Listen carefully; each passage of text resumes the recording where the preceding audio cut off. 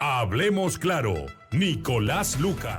Te bajan el 25% de tus tasas de interés, o sea que si pagabas 100% de interés, ahora vas a pagar 75%, ¿no? Te felicito, qué suerte que tienes. Cuando las grandes empresas están pagando 2%. El gobierno nos está dando a cuentagotas el mensaje sobre lo que han decidido hacer para enfrentar el coronavirus y uno termina teniendo la impresión de que están decidiendo recién exactamente qué hacer y cómo enfrentar un estado de cosas que tiene meses. Es decir, se ha anunciado, por ejemplo, mediante un decreto supremo que se van a establecer los centros de aislamiento temporal y seguimiento comunitario. Es decir, que se va a habilitar no solamente instalaciones hospitalarias o clínicas públicas o privadas, sino locales de todo tipo, incluyendo colegios, estadios, para albergar a las personas afectadas por el COVID, que no estén en un estado crítico y que requieran hospitalización para que puedan recibir una atención inmediata. Digamos que esto es un tema del que se viene hablando hace meses, eso es lo que se está haciendo en todo el mundo. Pero el problema es que para que tú entres a uno de estos centros de atención temporal, requieres ser derivado a ese centro de atención temporal. ¿Y quién te va a derivar si tú no tienes acceso a una atención médica directa y rápida, que debería ocurrir en tu propio barrio, a través de los centros de salud, de los polígonos? Y eso tiene un nombre, eso se llama primer nivel de atención. Ese es el nombre que tiene. Y eso es uno de los, en el aparato de nuestro sistema de salud, esa es una de las regiones o una de las áreas que está en mayor abandono y en mayor crisis. Porque no tiene personal, porque no tiene infraestructura adecuada, porque no tiene nada. No tienen equipamiento para hacer exámenes y muchas veces no tienen ni el personal que necesitan. Y por lo tanto, hay que comenzar por ponerle prioridad y atención a esto, pero de la mano con estos problemas que tienen que ver directamente, es decir, tenemos que ser conscientes de que no tenemos la vacuna y no tenemos un sistema de salud capaz de resistir esta segunda ola que estamos enfrentando. Que ya en este momento hemos llegado prácticamente a los peores niveles de mortalidad que tuvimos en la primera ola. Y que lo que viene por delante va a ser peor. Y al gobierno no se le ocurre tomar una medida, digamos, más inteligente que hacer una cuarentena. Como si la cuarentena por sí misma resolviera el problema que no resolvió en el periodo anterior. Estuvimos meses en cuarentena y no pudimos contener la ola. ¿Por qué? Porque no se hizo lo que había que hacer, lo que se tenía que hacer, que es crear esa barrera cercana a la gente para contener la epidemia, para detectar los casos tempranamente. Y esto se viene repitiendo y repitiendo y repitiendo y no termina de entenderse. Y es increíble que recién ahora que estamos a punto de terminar enero del 2021, estemos discutiendo y el gobierno esté buscando respuestas a temas que están puestos sobre la mesa hace 10 u 11 meses. Esto es increíble. Pero el problema más grave en este momento no es solo el de la crisis de nuestro sistema de salud y la necesidad de tomar iniciativas que al final tenemos que hacerlas nosotros mismos. O sea, si en cada municipio, si en cada distrito, si en cada zona la gente no se organiza, si la gente no coordina con todos los recursos humanos que tiene, la Iglesia Católica, las iglesias evangélicas, los representantes que haya en esa zona de la policía y si hubiera de las Fuerzas Armadas, mejor, las empresas privadas que operen en esa zona, encabezados por los alcaldes, para organizar todos los recursos que haya para enfrentar juntos la pandemia y encontrar solución a todos y cada uno de los problemas y no esperar a que el gobierno haga algo, porque eso no va a ocurrir. Ya lo hemos vivido hasta el día de hoy y lo seguimos viviendo. Pero hay un asunto que es dramático en este momento, que es el de la situación económica de millones de peruanos. Yo diría de por lo menos la mitad o más de los peruanos, que se quedaron sin empleo, que se quedaron sin ingreso, que fueron mandados a suspensión perfecta, que simplemente los echaron del trabajo, que las empresas o negocios en las que trabajaban cerraron o que eran titulares de negocios que ya no pueden seguir operando y que se quedaron todos unidos por el mismo común denominador. No tienen qué comer porque no tienen ingresos. Y lo que ha hecho la inmensa mayoría de esta gente es salir a la calle, a la venta ambulatoria, al transporte informal, no porque quieran violar la ley y crear problemas con el ornato de la ciudad, que a algunos parece preocuparles más que la sobrevivencia de las personas. Lo hacen porque no tienen de dónde agarrarse para sobrevivir. Entonces, en un contexto de cuarentena como la que se plantea, esto termina siendo hasta criminal para esta gente. ¿Qué le vamos a decir? Enciérrense en sus casas y no coman. Porque ¿qué les ofrecemos? Un bono de 600 soles. Ni siquiera han establecido los mecanismos para el pago de ese bono. ¿Qué va a ocurrir? ¿Van a pagar el bono dentro de 3 meses? Cuando la gente lo necesita la próxima semana, presidente Sagasti. La próxima semana la gente necesita el dinero en la mano para comer. Esa es la cruda realidad en que el mal manejo de meses nos ha puesto de esta situación. Pero además pone en evidencia algo muy grave.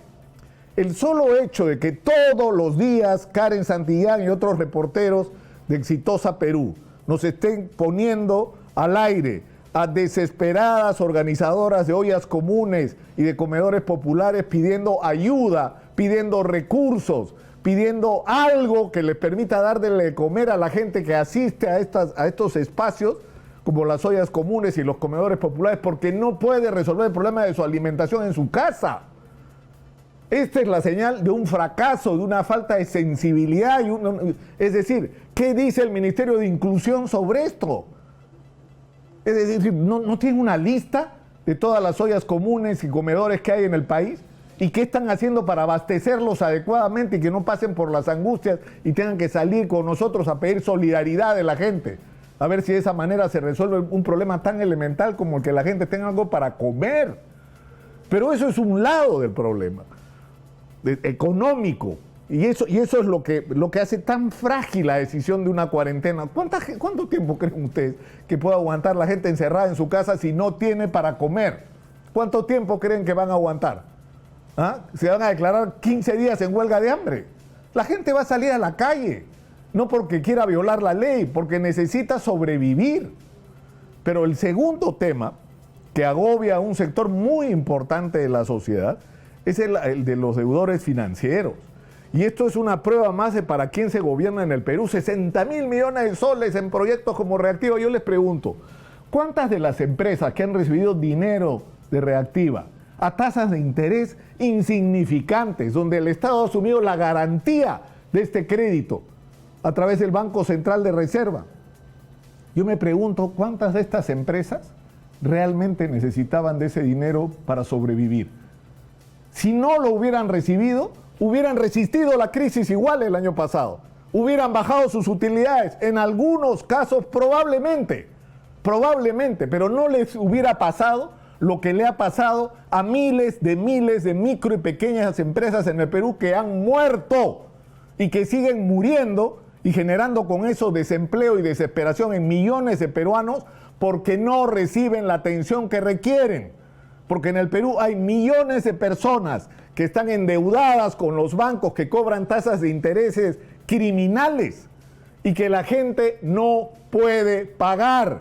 Y no puede pagar no porque no quiera pagar, porque no tiene cómo pagar, porque el país está paralizado en un 50%, porque se han cerrado negocios, porque hay una crisis, hay una recesión y hay gente que no parece entenderlo.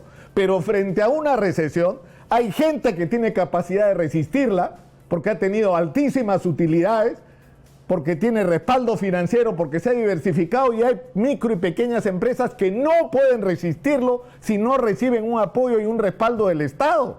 Que no se trata de que el Estado les regale dinero, sino que el Estado se convierta en su garante para refinanciar sus deudas de una manera adecuada, no dejar eso en manos de si los bancos quieren o no quieren. O sea, se acaba de prorrogar mediante un decreto de urgencia el plazo para el acogimiento al programa Garantías COVID-19, que es ridículo.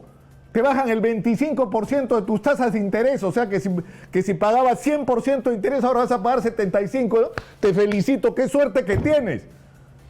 Cuando las grandes empresas están pagando 2% por los créditos que han recibido con garantía del Estado. Y te ponen además 1000 dificultades y los bancos ni se inscriben. No les interesa a los bancos, no les interesa.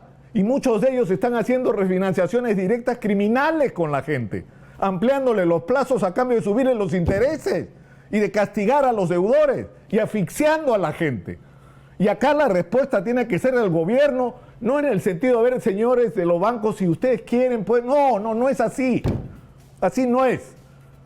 La micro y pequeña empresa, las personas necesitan respaldo en este momento, necesitan que el Estado se convierta en su garante, en el titular de las deudas y que se le dé a la gente periodos de gracia razonables que tengan que ver con la salida de esta situación. Tú no puedes establecer periodos de gracia absurdos de 1, 2, 3 meses. ¿Usted cree que en 3 meses la mayor parte de las empresas que están golpeadísimas y que van a ser recontra golpeadas con esta cuarentena van a estar en capacidad de cumplir sus obligaciones? No es solo impuestos lo que no van a poder pagar, no van a poder pagar ninguna obligación como la de los créditos. Entonces acá tiene que haber una intervención del gobierno, pero por último está el tema de la ONP, que es una discusión increíble. Hay una ley que ya se aprobó, que ha generado controversia, sí, pero ¿cuál es el fondo de esta discusión? Que hay personas a las que se les ha descontado el 13% de su dinero durante años y que se les ha literalmente expropiado porque ahora pretenden decir que no es suyo, que el dinero se licuó, que el dinero no existe. Claro, a menos que te quieras pasar a una AFP donde milagrosamente el dinero se convierte en bono de reconocimiento. Ahí sí existe como dinero individual. Pero cuando la gente quiere que se lo devuelvan, no existe. ¿Y por qué quiere la gente que le devuelvan su dinero? Porque es su dinero, ¿ah? No es mío, no es del gobierno, no es de la ONP, no, ese dinero es de la gente a la que se lo quitaron y lo que está pidiendo es que se lo devuelvan. ¿Y por qué piden que se lo devuelvan? Porque la gente lo necesita para vivir. De eso es de lo que estamos hablando. De eso es de lo que estamos hablando, porque estos aportantes desesperados que están reclamando que les devuelvan su plata es porque la necesitan para comer. Y es increíble cómo existe esta falta de visión total sobre lo que es la realidad del Perú. Y el problema es que una vez más se repite la historia. ¿Para quién se gobierna en el Perú? ¿Para quién se toman las decisiones? Es decir, nuestros tecnócratas se angustian cuando las grandes empresas tienen problemas, cuando los bancos tienen problemas. Pero cuando la inmensa mayoría de los peruanos tienen problemas, cuando los micro y pequeños empresarios están desesperados y amenazados con la quiebra y el desastre económico, parece ser un asunto que no genera ningún tipo de sentimiento, ni de solidaridad, ni de preocupación, y ahí no le funciona la imaginación a esta gente que lamentablemente sigue tomando las decisiones en el Perú. Hay que cambiar el eje en este país. Hay que gobernar para la gente. De eso es de lo que se trata finalmente. Hablemos claro, Nicolás Lúcar.